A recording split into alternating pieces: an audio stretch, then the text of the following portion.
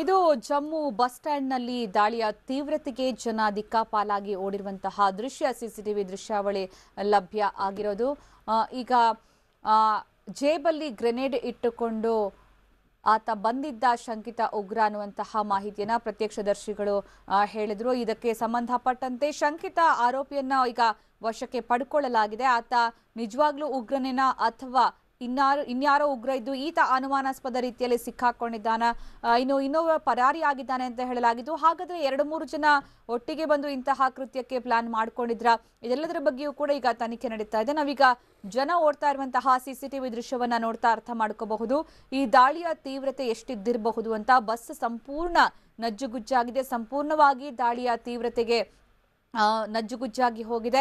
ಅದರ ಜೊತೆಗೆ 26 ಮಂದಿಗೆ ಗಾಯವಾಗಿದ್ದು 5 ಜನರ ಸ್ಥಿತಿ ಗಂಭೀರವಾಗಿದೆ. ಇಬ್ರು ಸಾವು ಬದುಕಿನ ಮಧ್ಯೆ ಹೋರಾಟ ನಡೆಸುವಂತಹ ಪರಿಸ್ಥಿತಿ ಇದೆ. ಈ ಒಂದು ದಾಳಿಯ ಉದ್ದೇಶ ಬಹಳ ಸ್ಪಷ್ಟ. ಬಸ್ ಅನ್ನು ಉಡಾಯಿಸೋದು, ಬಸ್ಸಲ್ಲಿದ್ದಂತಹ ಜನರ ಪ್ರಾಣಕ್ಕೆ ತೊಂದರೆಯನ್ನ ನೀಡುವಂತದ್ದೇ ಆ ಉಗ್ರರ ಉದ್ದೇಶ ಆಗಿರುತ್ತೆ. ಯಾಕೆ ಸಾಮಾನ್ಯವಾಗಿ ದೊಡ್ಡ ಸಂಖ್ಯೆಯ ಜನರನ್ನ ಟಾರ್ಗೆಟ್ ಮಾಡ್ತಾರೆ ಉಗ್ರರು. ಅದಕ್ಕೋಸ್ಕರ ಜನನಿಬಿಡ ಪ್ರದೇಶಗಳನ್ನೇ ಹೆಚ್ಚಾಗಿ ಟಾರ್ಗೆಟ್ ಮಾಡೋದು. ಮಾಲ್ಗಳು ಅಥವಾ ಬಸ್ ಸ್ಟಾಪ್ಗಳು, ರೈಲ್ವೆ ಸ್ಟೇಷನ್ಗಳು, ಜೊತೆಗೆ ಏರ್ಪೋರ್ಟ್, ಈ ತರ.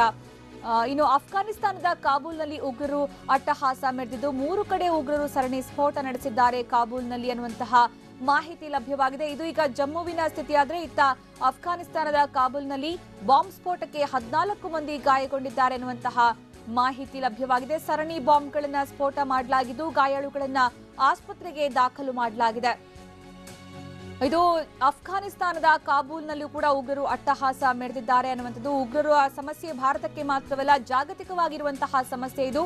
ಅತ್ತ ಅಫ್ಘಾನಿಸ್ತಾನದಲ್ಲೂ ಕೂಡ 3 ಕಡೆ ಉಗ್ರರು ಸರಣಿ ಸ್ಫೋಟ ನಡೆಸಿದ್ದಾರೆ ಅನ್ನುವಂತಹ ಮಾಹಿತಿ ಲಭ್ಯವಾಗಿದೆ. ಈ ಸರಣಿ ಸ್ಫೋಟದಲ್ಲಿ 14 ಮಂದಿ ಗಾಯಗೊಂಡಿದ್ದಾರೆ ಅನ್ನುವಂತಹ ಮಾಹಿತಿ ಕೂಡ ಲಭ್ಯವಾಗಿದ್ದು, ಏಕಕಾಲಕ್ಕೆ ಉಗ್ರರು ಅಟ್ಟಹಾಸ ಮೆರೆದಿದ್ದಾರೆ. ಆದ್ರೆ ಅಲ್ಲಿ ನಡೆಸಿರುವಂತಹ ದಾಳಿಯ ಹೊಣೆಯನ್ನ ಯಾವ ಸಂಘಟನೆ ಹೊತ್ತುಕೊಳ್ಳುತ್ತೋ, ಇಲ್ಲಿ ನಡೆಸಿರುವಂತಹ ದಾಳಿಯ ಹೊಣೆ ಯಾವ ಸಂಘಟನೆ ಹೊತ್ತುಕೊಳ್ಳುತ್ತೋ ಗೊತ್ತಾಗಬೇಕಾಗಿದೆ. ಯಾಕಂದ್ರೆ ಯಾವ ಸಂಘಟನೆ ಈ ಕೃತ್ಯವೆಸಗಿರೋದು ಅನ್ನೋದ್ರ ಬಗ್ಗೆ ಮಾಹಿತಿ ಇನ್ನಷ್ಟೇ ಲಭ್ಯವಾಗಬೇಕಾಗಿದೆ. ಇಲ್ಲಿ ತನಕ ಯಾವ ಸಂಘಟನೆಯೂ ಕೂಡ ಈ ದಾಳಿಯ ಹೊಣೆಯನ್ನ ಹೊತ್ತುಕೊಂಡಿಲ್ಲ. ಇನ್ನು ಅಫ್ಘಾನಿಸ್ತಾನದ ಕಾಬೂಲ್ನಲ್ಲೂ ಕೂಡ ಸರಣಿ ಸ್ಫೋಟ ನಡೆಸಲಾಗಿರೋದು. 14 ಮಂದಿಗೆ ಗಾಯವಾಗಿದೆ. ಸರಣಿ ಸ್ಫೋಟದಲ್ಲಿ 3 ಕಡೆ ಬಾಂಬ್ಗಳನ್ನ ಇರಿಸಲಾಗಿತ್ತು. ಗಾಯಾಳುಗಳನ್ನ ಸದ್ಯಕ್ಕೆ ಆಸ್ಪತ್ರೆಗೆ ದಾಖಲು ಮಾಡಲಾಗಿದೆ. ಅಲ್ಲಿ ಸಿಗ್ತಾ ಇರುವಂತಹ ಮಾಹಿತಿ 14 ಜನ ಗಾಯಗೊಂಡಿದ್ದಾರೆ ಅನ್ನುವಂಥದ್ದು. ಇನ್ನು ಇತ್ತ ಜಮ್ಮುವಲ್ಲಿ ನಡೆದಂತಹ ದಾಳಿಯಲ್ಲಿ 26 ಮಂದಿ ಗಾಯಗೊಂಡಿದ್ದಾರೆ. ಅದರಲ್ಲಿ 2 ಸ್ಥಿತಿ ಚಿಂತಾಜನಕ ಅಂತ ಹೇಳಲಾಗ್ತಾ ಇದೆ. ಅತ್ತ ಕಾಬೂಲ್ನಲ್ಲಿ ಸರಣಿ ಸ್ಫೋಟ ನಡೆಸಿರೋದು, 3 ಕಡೆ ಉಗ್ರರು ಸರಣಿ ಸ್ಫೋಟ ನಡೆಸಿರೋದು. ಒಂದಾದ್ಮೇಲೊಂದರಂತೆ 3 ಕಡೆ ಸರಣಿ ಬಾಂಬ್ ಸ್ಫೋಟವಾಗಿದೆ. 14 ಮಂದಿಗೆ ಗಾಯವಾಗಿದೆ. ಇತ್ತ ಜಮ್ಮುವಿನಲ್ಲಿ 26 ಮಂದಿಗೆ ಗಾಯವಾಗಿದ್ದು, ಇಲ್ಲಿ ಬಸ್ನ ಕೆಳಗಡೆ ಗ್ರೆನೇಡ್ ಅನ್ನ ಎಸೆದಿರೋದು ಉಗ್ರರು. ಹೀಗಾಗಿ ಬಸ್ ಸಂಪೂರ್ಣವಾಗಿ ಸ್ಫೋಟದ ತೀವ್ರತೆಗೆ ಚೂರು ಚೂರಾಗಿದೆ. ಬಸ್ನ ಗಾಜಿನ ಪೀಸ್ಗಳು ಅಲ್ಲಿ ಸ್ಥಳದಲ್ಲಿ ಚದುರಿ ಹೋಗಿವೆ. ರಕ್ತದ ಕಲೆಗಳು ಅಲ್ಲಿ ಸ್ಥಳದಲ್ಲಿ ಕಂಡು ಬರ್ತಾ ಇವೆ. ಈಗ ಸದ್ಯಕ್ಕೆ ಶಂಕಿತ ಓರ್ವ ಆರೋಪಿಯನ್ನ ವಶಕ್ಕೆ ಪಡೆಯಲಾಗಿದ್ದು ತನಿಖೆ ನಡೆಸಲಾಗ್ತಾ ಇದೆ. ಇತ್ತ ಅಫ್ಘಾನಿಸ್ತಾನದ ಕಾಬೂಲ್ನಲ್ಲಿ 3 ಕಡೆ ಉಗ್ರರು ಸರಣಿ ಸ್ಫೋಟ ನಡೆಸಿರೋದು. ಈ ಸ್ಫೋಟದ ತೀವ್ರತೆಗೆ 14 ಮಂದಿಗೆ ಗಾಯವಾಗಿದೆ ಅನ್ನುವಂತಹ ಮಾಹಿತಿ ಲಭ್ಯವಾಗಿದೆ. ಇನ್ನದು ಗ್ರೆನೇಡ್ ದಾಳಿನ ಅಥವಾ ಬಾಂಬ್ ದಾಳಿನ ಎಲ್ಲಿ ನಡೆಸಿರೋದು ಅನ್ನೋದ್ರ ಬಗ್ಗೆ ಇನ್ನಷ್ಟೇ ಮಾಹಿತಿ ಗೊತ್ತಾಗಬೇಕಾಗಿದೆ. ಅಫ್ಘಾನಿಸ್ತಾನದ ಕಾಬೂಲ್ ಅನ್ನುವಂತಹ ಪ್ರದೇಶದಲ್ಲಿ ನಡೆಸಿರೋದು ಅನ್ನುವಂಥದ್ದು ಮಾತ್ರ ಸದ್ಯಕ್ಕೆ ಸಿಕ್ಕಿರುವಂತಹ ಮಾಹಿತಿ. ಆದ್ರೆ ಕಾಬೂಲ್ನಲ್ಲಿ ಎಲ್ಲಿ ಅನ್ನೋದ್ರ ಬಗ್ಗೆ ಇನ್ನಷ್ಟೇ ಮಾಹಿತಿ ಗೊತ್ತಾಗಬೇಕಾಗಿದೆ.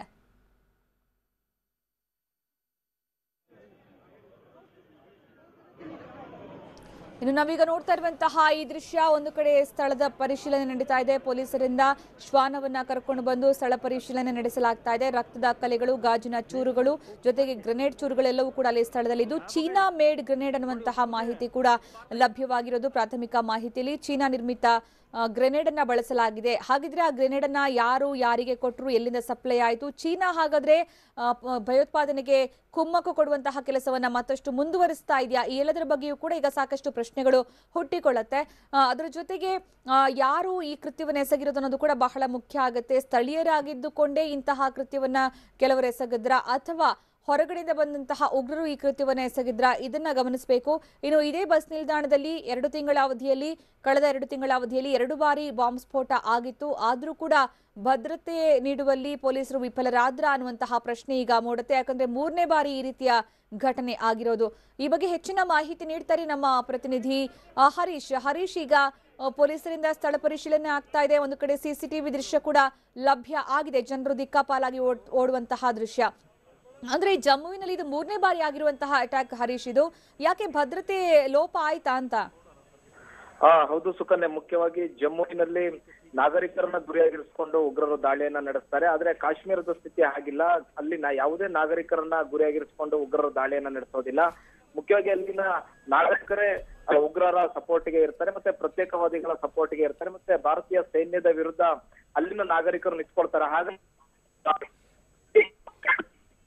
ಯಾವುದೇ ದಾಳಿಗಳು ನಡೆಯೋದಿಲ್ಲ. ಜಮ್ಮುವಿನಲ್ಲಿ ಮಾತ್ರ ತದ್ವಿರುದ್ಧವಾಗಿರುತ್ತೆ. ಅಲ್ಲಿನ ಜಮ್ಮುವಿನಲ್ಲಿರ್ತಕ್ಕಂಥ ನಾಗರಿಕರು ಸೇನೆಯ ಪರವಾಗಿರ್ತಾರೆ, ಭಾರತೀಯ ಸೇನೆಯ ಪರವಾಗಿರ್ತಾರೆ. ಭಾರತೀಯ ಸೇನೆ ಯಾವುದೇ ಕಾರ್ಯಾಚರಣೆ ಮಾಡಿದ್ರು ಕೂಡ ಭಾರತೀಯ ಸೇನೆ ಪರವಾಗಿ ಉಗ್ರರು ಜಮ್ಮುವಿನಲ್ಲಿರ್ತಕ್ಕಂಥ ನಾಗರಿಕರ ಮೇಲೆ ಪದೇ ಪದೇ ಟಾರ್ಗೆಟ್ ಅನ್ನ ಮಾಡ್ತಾರೆ. ಮತ್ತೆ ಹೆಚ್ಚೆಚ್ಚು ಯಾವ ಜನನಿಬಿಡ ಪ್ರದೇಶಗಳ ಎಲ್ಲಿರ್ತದೆ ಅಂತ ಸ್ಥಳಗಳನ್ನೇ ಉಗ್ರರು ದಾಳಿಗೆ ಗುರಿಯಾಗಿರಿಸ್ಕೊಂತಾರೆ. ಮುಖ್ಯವಾಗಿ ಇವತ್ತು ನಡೆದಿರ್ತಕ್ಕಂತ ಘಟನೆ ಕೂಡ ಬಸ್ ಸ್ಟ್ಯಾಂಡ್ ಅನ್ನ ಒಂದು ಗುರಿಯಾಗಿರಿಸಿಕೊಳ್ಳಲಾಗಿದೆ. ಸಾರ್ವಜನಿಕರು ಹೆಚ್ಚು ಓಡಾಡುವಂತ ಸ್ಥಳವನ್ನ ಅವರು ಪದೇ ಪದೇ ಗುರಿಯಾಗಿರಿಸ್ಕೊಂಡು ಅಂತ ದಾಳಿಯನ್ನು ನಡೆಸ್ತಾರೆ. ಮತ್ತು ಕೂಡ ಬಸ್ ಸ್ಟ್ಯಾಂಡ್ ನಲ್ಲಿ ನಡೆದಿರ್ತಕ್ಕಂಥ ದಾಳಿ ಕೂಡ ಇದೇ ರೀತಿಯಾಗಿರ್ತಕ್ಕಂಥದ್ದು. ನಾವು ಈ ಹಿಂದಿನ ಘಟನೆಗಳನ್ನ ನೋಡೋದಾದ್ರೆ 2-3 ಘಟನೆಗಳು ಕೂಡ ಇದೇ ರೀತಿಯಾದಂತ ಸಾರ್ವಜನಿಕರು ಹೆಚ್ಚು ಸೇರುವಂತಹ ಸ್ಥಳಗಳಲ್ಲಿ ಗುರಿಯಾಗಿರಿಸಿಕೊಂಡಿದ್ದನ್ನು ನಾವು ಗಮನಿಸಬಹುದು. ಇದು 3ನೇ ಬಾರಿ ಈ ರೀತಿಯಾದಂತ ಗ್ರೆನೇಡ್ ದಾಳಿ ನಡೆದಿರ್ತಕ್ಕಂಥದ್ದು. ಮತ್ತೆ ಇದು ಪದೇ ಪದೇ ಗ್ರೆನೇಡ್ ದಾಳಿಗಳನ್ನು ನೆಡ್ಲಿಕ್ಕೆ ಮಾತ್ರ ಅವಕಾಶ ಆಗುತ್ತೆ. ಹೆಚ್ಚಿನ ಬಾಂಬ್ ದೊಡ್ಡ ಮಟ್ಟದ ಸುಧಾರಿತ ಸ್ಫೋಟಕಗಳನ್ನ ತಂದು ಸ್ಫೋಟ ಮಾಡ್ಲಿಕ್ಕೆ ಕಷ್ಟ ಆಗುತ್ತೆ. ಯಾಕಂತಂದ್ರೆ ಅದರ ಸಾಗಾಣಿಕೆ ಮತ್ತೆ ಹೆಚ್ಚಿನ ತಪಾಸಣೆ ಕೂಡ ಇರುತ್ತೆ.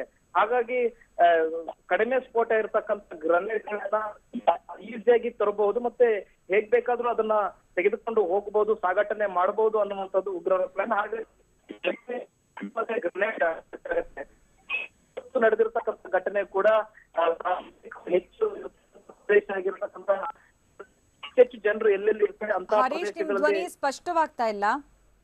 ಮತ್ತೆ ಮಾಹಿತಿಯನ್ನ ಪಡ್ಕೊಳ್ತೀನಿ. ಇದು ಯಾವ ರೀತಿ ಉಗ್ರರು ದಾಳಿ ನಡೆಸಿದ್ರು ಅಂತ ನಮ್ಮ ಪ್ರತಿನಿಧಿ ಹೇಳ್ತಾ ಇದ್ರು. ಅಂದ್ರೆ ಈ ಹಿಂದೆ 2-3 ಬಾರಿ ಅಟ್ಯಾಕ್ ಆದಾಗ್ಲೂ ಕೂಡ ಸಾಕಷ್ಟು ಭದ್ರತೆಯನ್ನ ಕೈಗೊಳ್ಳಬೇಕು ಅನ್ನುವಂತಹ ಸೂಚನೆಯನ್ನು ನೀಡಲಾಗಿತ್ತು. ಆದ್ರೆ ಈ ಬಾರಿ ಮತ್ತೆ ಅದೇ ಸ್ಥಳದಲ್ಲಿ, ಅದೇ ಜಾಗದಲ್ಲಿ, ಅಂದ್ರೆ ಅದೇ ಬಸ್ ನಿಲ್ದಾಣದಲ್ಲಿ ಆಗಿರುವಂತದ್ದು ನಿಜಕ್ಕೂ ಕೂಡ ಎಲ್ಲೋ ಒಂದು ಕಡೆ ಪೊಲೀಸರು ಮೈಮರೆತ್ರ ಈ ವಿಚಾರವಾಗಿ ಅನ್ನುವಂಥದ್ದು ಕೂಡ ಕಾಡ್ತಾ ಇರುವಂತಹ ಪ್ರಶ್ನೆ. ಯಾಕಂದ್ರೆ ಪುಲ್ವಾಮಾ ದಾಳಿಯ ನಂತರ ಬಾಲಾಕೋಟ್ನಲ್ಲಿ ಉಗ್ರರ ನೆಲೆಗಳನ್ನ ಧ್ವಂಸಗೊಳಿಸಿದ ಬಳಿಕ ಉಗ್ರರು ಯಾವ ಕ್ಷಣದಲ್ಲಿ ಬೇಕಾದ್ರೂ ಜನನಿಬಿಡ ಪ್ರದೇಶದಲ್ಲಿ ವಿಧ್ವಂಸಕ ಕೃತ್ಯಗಳನ್ನ ಎಸಗಬಹುದು ಅನ್ನುವಂಥದ್ದನ್ನ ಅಂದಾಜಿಸಲಾಗ್ತಾ ಇತ್ತು. ನಿರೀಕ್ಷೆ ಕೂಡ ಇತ್ತು. ಗುಪ್ತಚರ ಇಲಾಖೆ ಈ ಬಗ್ಗೆ ಪದೇ ಪದೇ ಮಾಹಿತಿಯನ್ನ ನೀಡ್ತಾ ಇತ್ತು ಕೂಡ.